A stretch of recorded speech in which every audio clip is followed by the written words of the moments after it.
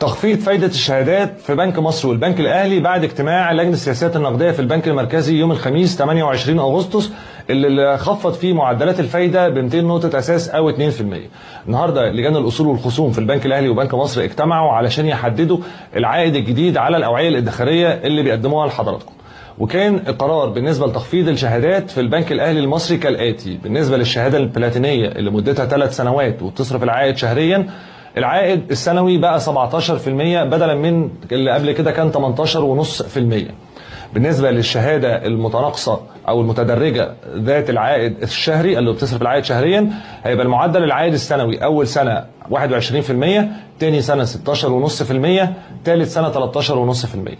بالنسبة للشهادة المتدرجة اللي بتصرف العائد سنويا، أول سنة هيبقى 23%، تاني سنة 18.5%، تالت سنة 14%. بالنسبة بقى للشهادات الدولارية